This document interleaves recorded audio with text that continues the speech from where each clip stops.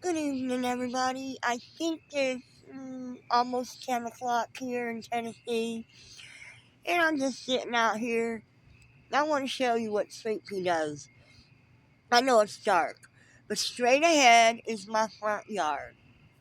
Now, if you look over here on the left, of course, is the next door neighbor.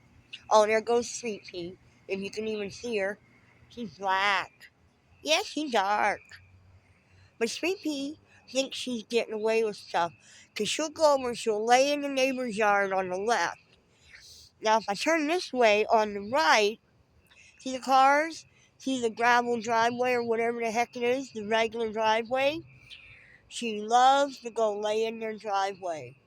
So when she's laying in their driveway or the neighbor's yard right here, she really thinks she's getting away with something.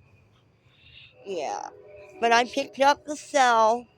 She was laying over there in the gravel drive yard just a minute ago, squiggling around, rubbing on her back. The minute I picked up my phone to try to catch it, she stopped. And she's laying right here in front of me, and I don't even think you can see her. I tried to turn my flash on, but evidently you can't use your flash if you're making a video. But I don't get it because I've done it before when I was filming up above on my porch rafter to show my redbirds that live up there, and that worked just fine. The only thing I can think of is maybe I turned the flash on before I hit record. I don't know, but can you see Sweet Pea? I'm looking in the camera and I can't see Sweet Pea, but she's there. Yeah, my little girl's right there. But I thought it's been a while since I told you a story. So I thought I'd tell you a story about how I ruined an official Las Vegas police day. When I moved back to the country, or to America, what I had done was I got me a little studio about, 3 blocks from downtown so I could find where I wanted to live. And I made friends with this family. It was a married couple and their daughter, and they had bought a store, and then their apartment, was above the store, and I became friends with them. So where I lived then, it was really weird. It was like one-way streets. I'd have to drive 4 or 5 streets just to get to my friend's house, which was just right down the way. And there's a big alley, and it was like open-ended, and it was huge. I mean, 2 cars could drive side by side down it if they drove careful, right? So they invited me over one day for lunch and to have a few drinks and to play poker. And this was way back. And I had one of the first Walkmans when they came out. I had got mine when I lived in Okinawa. And I was always bebopping, got my music playing, right? So one day they invited me over, and I go walking down the alley to their house, and we played poker and had lunch, had a couple drinks, and they're a real nice family. They were from LA, I believe. And so anyhow, I'm done. And I got my Walkman on. I got the volume turned up in my ears. No wonder I'm deaf, right? I'm walking down the big alley I told you about, and I thought I saw a body laying in the alley. And I get closer, and it was a body. And I looked at him, and I didn't want to get too close, because I didn't know if he was dead, alive, a pervert, if he's trying to grab some stupid idiot like me. So I found something to poke him with, right? So he had money hanging out of his pocket. I'm like, hey, mister. Hey, wake up, get up. Somebody's going to come along and rob you. They didn't move. So I picked up a stick and I poked him and I poked him.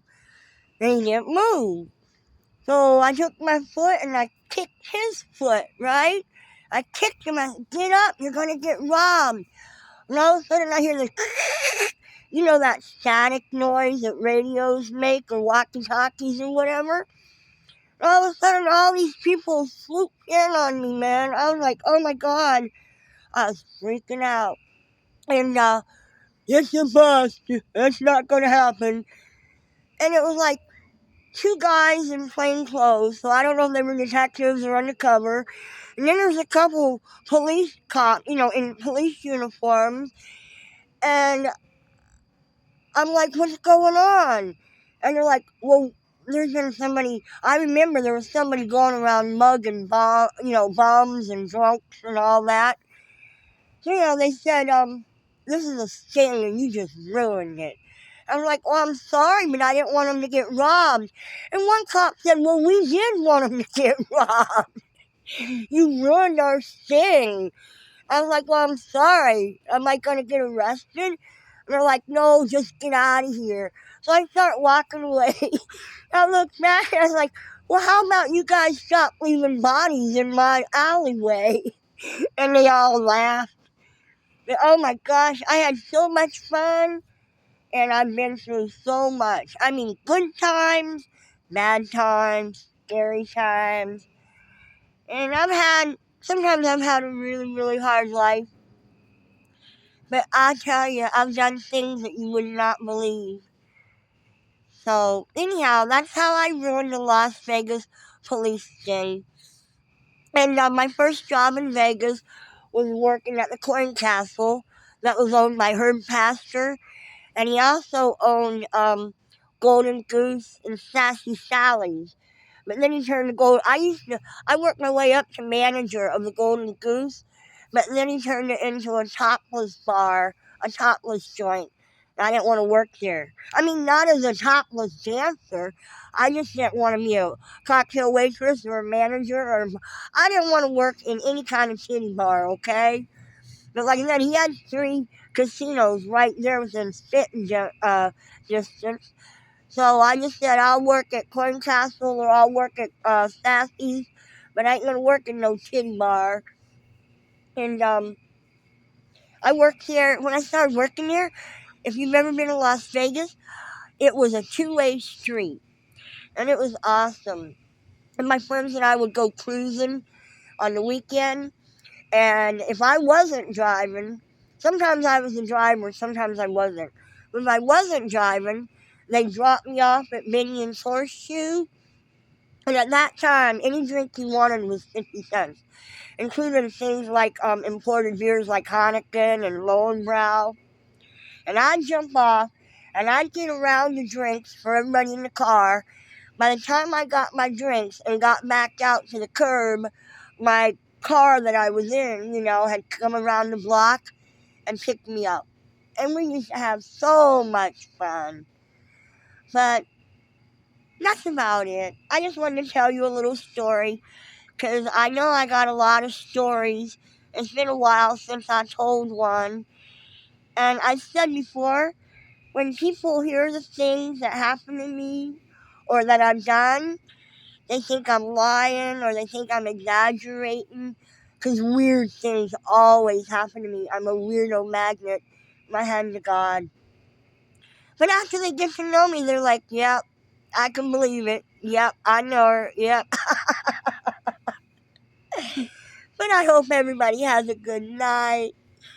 I think it's not supposed to rain until noon tomorrow. So I'm going to take Blondie out and let him run around in the yard. I got my yard mowed today in between the rain. I'm afraid of getting hit by lightning. So anyhow, everybody, be safe, be kind, be well. Bye.